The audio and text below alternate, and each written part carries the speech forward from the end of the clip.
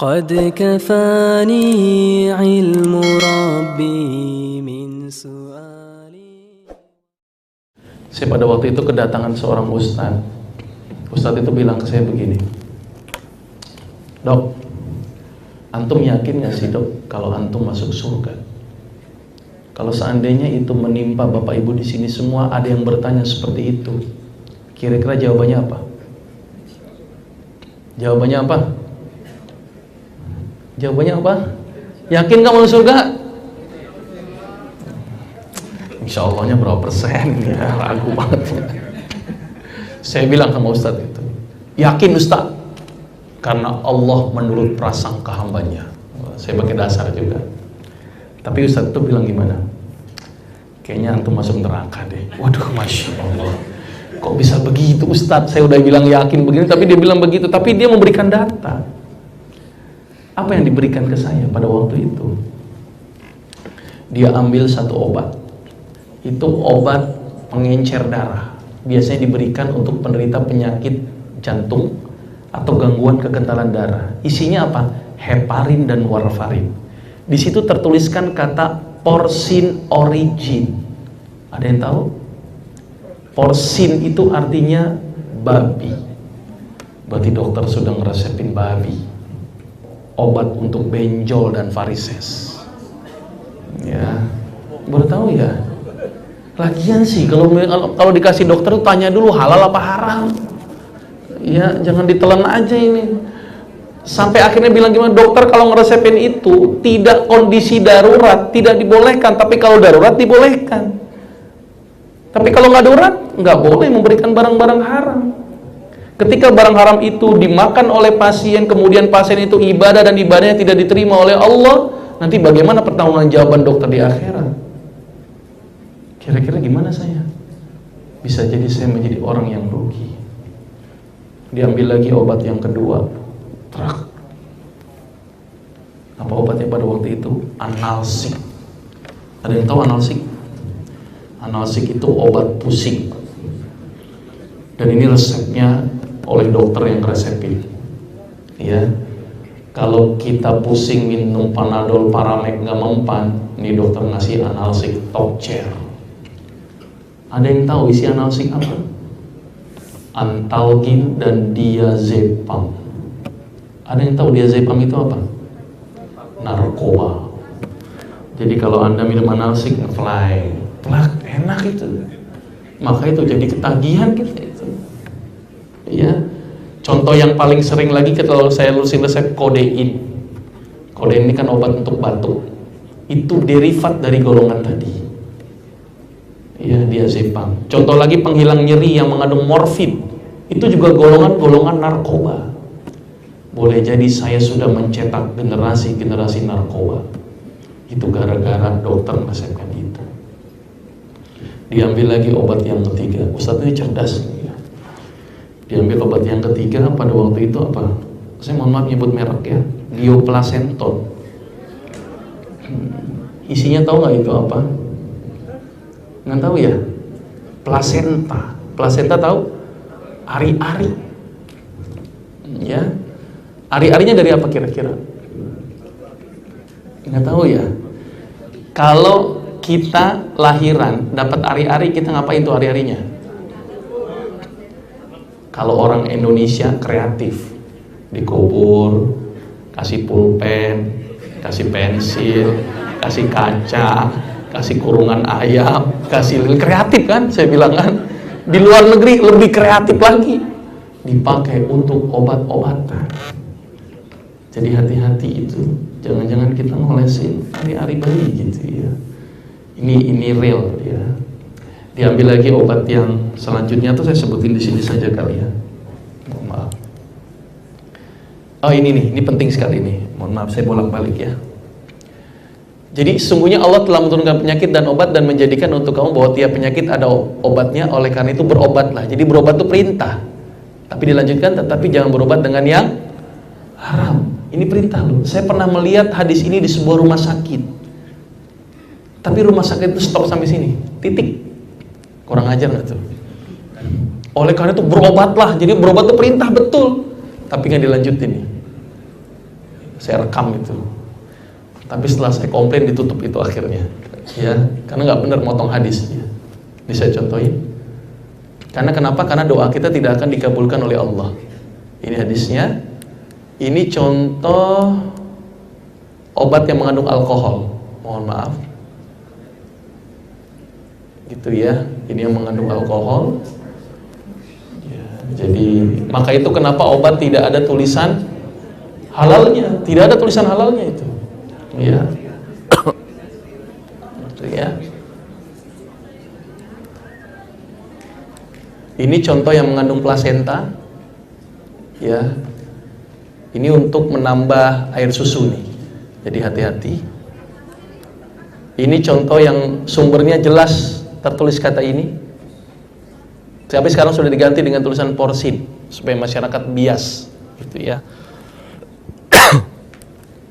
Ini yang mengandung narkoba, diazepam, luminal, fenobarbital, morfin, kodein. Nah ini nih.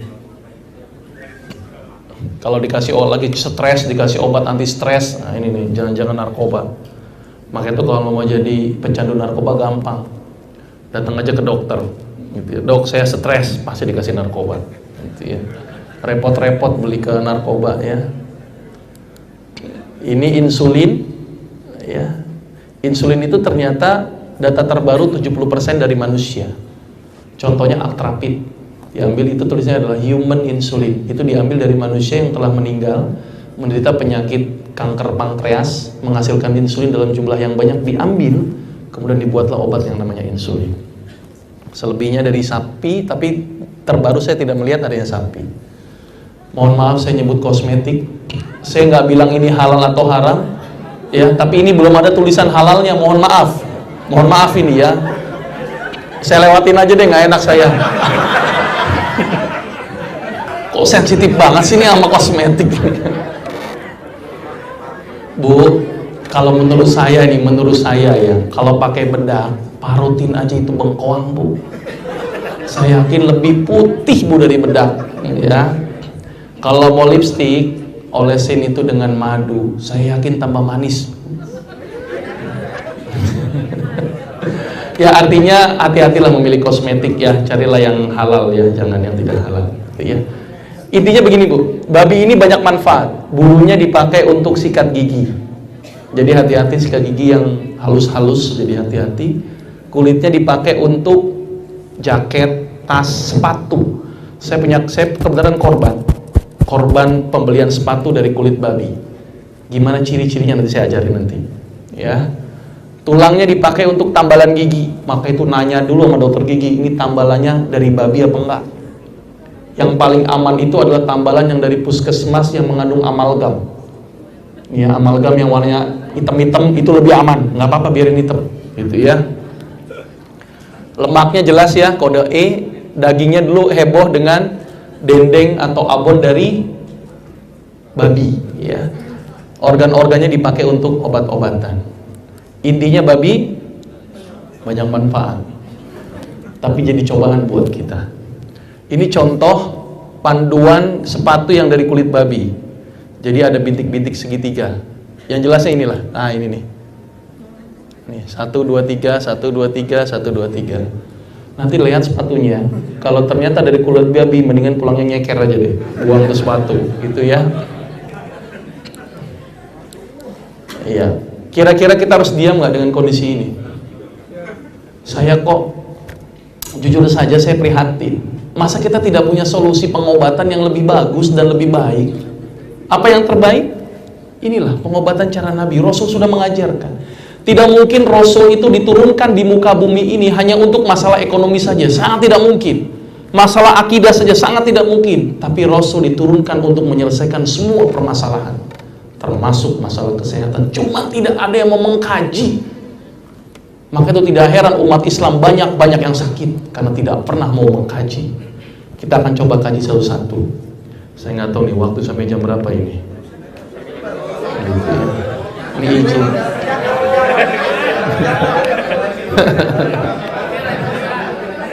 Baik. Saya cepatkan saja ya. Kita coba mengkaji secara ilmiah ya, kajian ilmiah pengobatan Nabi. Ya, mohon maaf, ada yang mirip sama ini? Enggak ada ya. Saya mau cerita sedikit tentang ini dulu.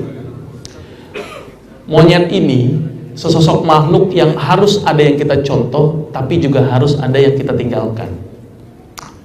Monyet itu kan kalau tangan penuh, tembolok penuh, kaki penuh, dia masih ngerebut temannya.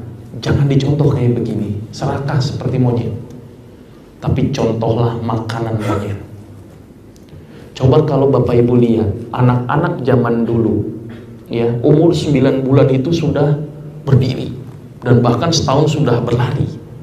Anak zaman sekarang setahun baru bisa berdiri. Kenapa terjadi degradasi penurunan fungsi berjalan pada anak?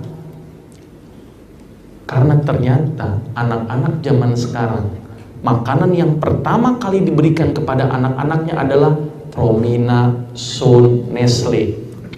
Orang zaman dulu apa? Pisang. Coba kalau Bapak Ibu perhatikan, monyet habis lahiran, anaknya langsung bisa gelantungan dia. Kenapa bisa seperti itu? Kenapa bisa seperti itu? Karena ternyata pisang itu luar biasa, dia tinggi kalium yang berperan penting untuk kontraksi otot.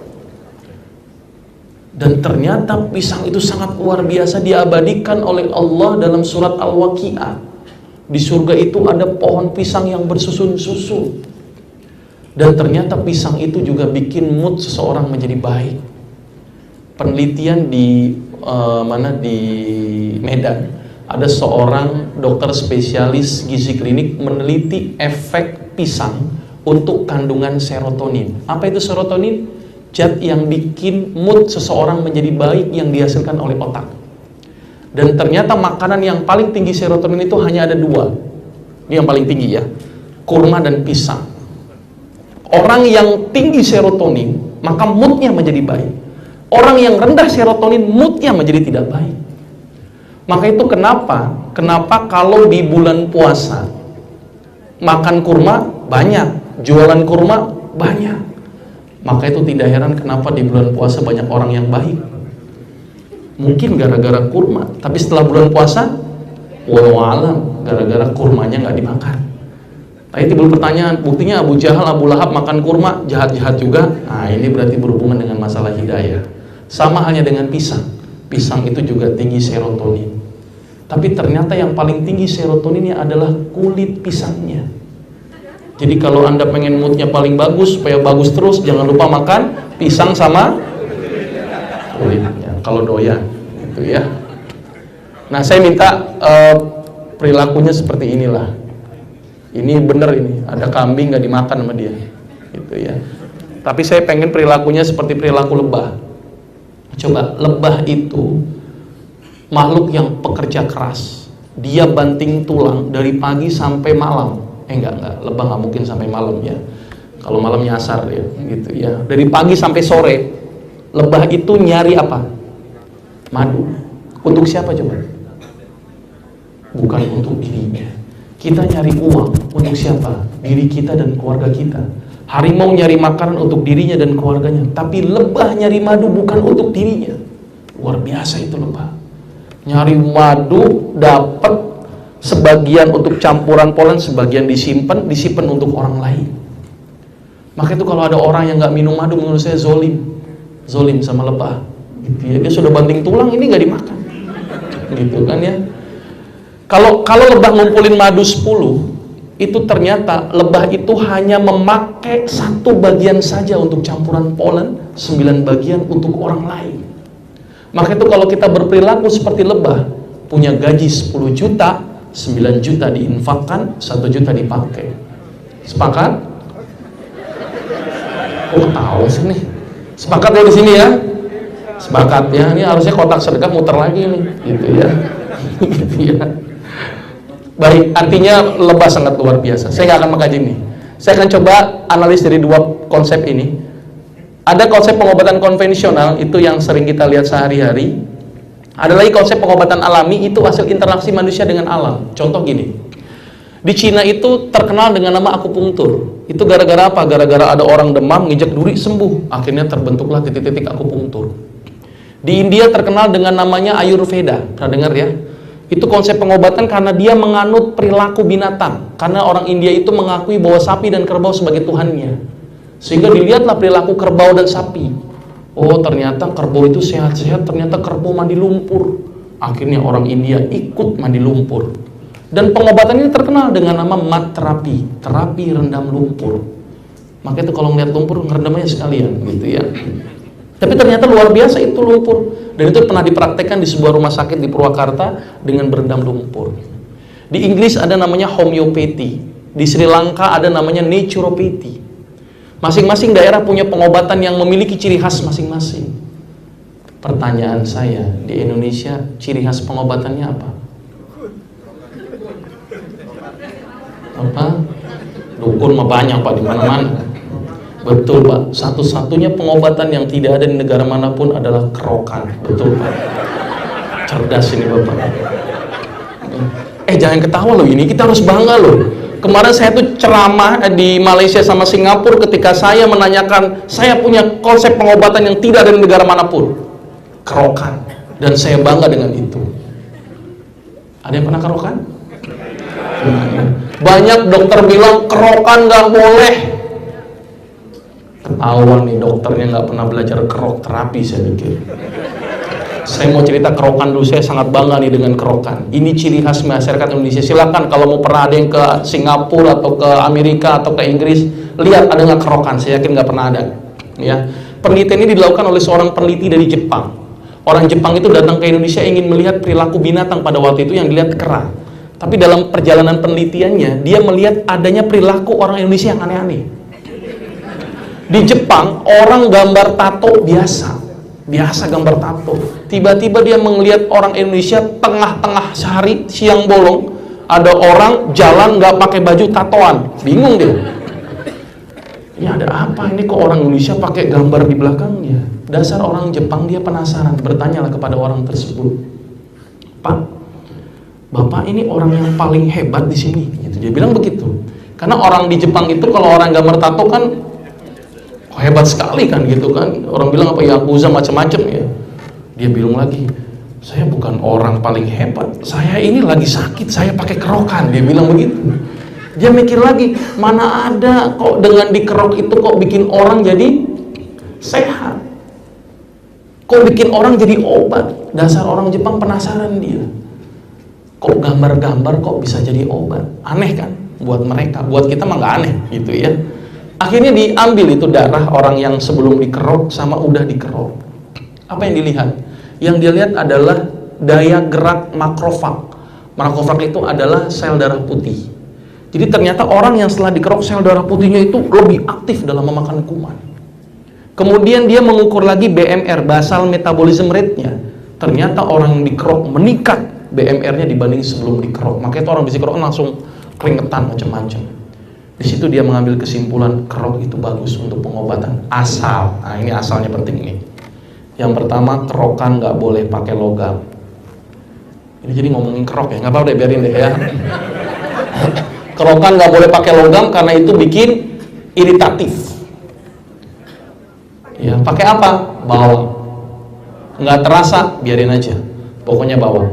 Yang kedua, kerokan, mahal ya, oh iya pusing lagi ya. Tunggu murah dulu kerokannya ya. Pengennya mahal dong ya. Yang kedua, kerokan tidak berpatokan kepada gosong.